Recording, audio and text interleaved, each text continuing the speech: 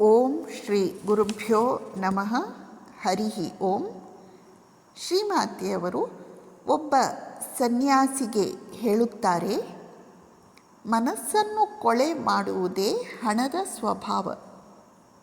ಹಣದ ಆಕರ್ಷಣೆ ಎಂತಹುದೆಂದರೆ, ನೀನು ಅದಕ್ಕೆ ಹತ್ತಿರವಾದಷ್ಟೂ ಅದರಲ್ಲಿ ಸಿಕ್ಕಿಕೊಳ್ಳುತ್ತಾ ಹೋಗುತ್ತೀಯ.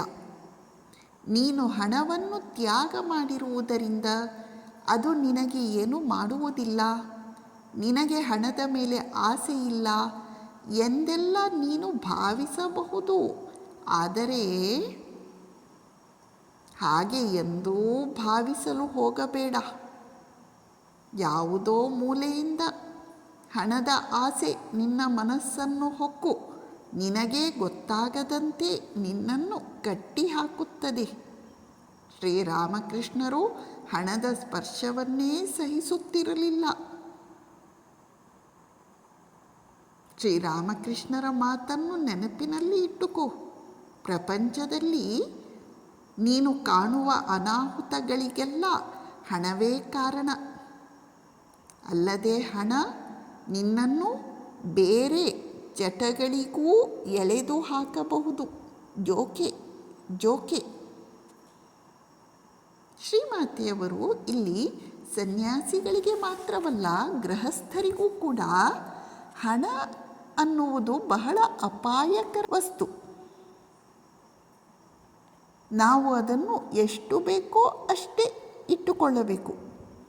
ಜೀವನೋಪಾಯಕ್ಕಾಗಿ ಎಷ್ಟು ಬೇಕೋ ಅಷ್ಟೇ, ಹೊರತು ಹಣದ ಮೋಹಕ್ಕೆ ಒಳಗಾಗಿ, ಹಣದ ಆಸೆಯ ಹಿಂದೆ ಬಿದ್ದು, ಹಣಕ್ಕೆ ದಾಸರಾಗಿ ನಮ್ಮ ಮನಃಶಾಂತಿಯನ್ನು ಕೆಡಿಸಿಕೊಳ್ಳಬಾರದು. ಈ ಉರುಟು ನಾಣ್ಯ, ಈ ಹಣ ಅನ್ನುವುದು ನಮ್ಮನ್ನು ಚೆನ್ನಾಗಿ ಅಲುಗಾಡಿಸಿ ಹಾಕುತ್ತದೆ. ಆದ್ದರಿಂದ ಹಣದ ಬಗ್ಗೆ ಬಹಳ ಎಚ್ಚರಿಕೆಯಿಂದಿರಬೇಕು. ಅದು ನಮ್ಮ ಮನಸ್ಸನ್ನು ಕೊಳೆ ಮಾಡಿ ಹಾಕುತ್ತದೆ. ನಮಗೆ ಗೊತ್ತಿಲ್ಲದೆ ಮನಸ್ಸಿನ ಯಾವುದೋ ಮೂಲೆಯಿಂದ ಹಣದ ಆಕರ್ಷಣೆ ನಮ್ಮಲ್ಲಿ ಉದಿಸಿ ನಮ್ಮ ದಾರಿ ಜಾರಬಹುದು. ಶ್ರೀರಾಮಕೃಷ್ಣರು ಹಣವನ್ನೇ ಸ್ಪರ್ಶಿಸುತ್ತಿರಲಿಲ್ಲವಂತೆ. ಅಷ್ಟೇ ಅಲ್ಲ, ಎಷ್ಟೋ ಸಾಧು ಸಂತರು, ಮಹಾತ್ಮರು ಹಣದ ಪ್ರಲೋಭನೆಯನ್ನು ಗೆದ್ದು ನಮಗೊಂದು ಮಹಾನ್ ಆದರ್ಶವನ್ನು ತೋರಿಸಿಕೊಟ್ಟಿದ್ದಾರೆ. ಹೀಗಿರುವಾಗ ನಾವೆಲ್ಲರೂ ಹಣದ ವಿಷಯದಲ್ಲಿ ಎಷ್ಟು ಬೇಕೋ ಅಷ್ಟು, ಅದಕ್ಕಿಂತ ಹೆಚ್ಚು ಸಲ್ಲದು.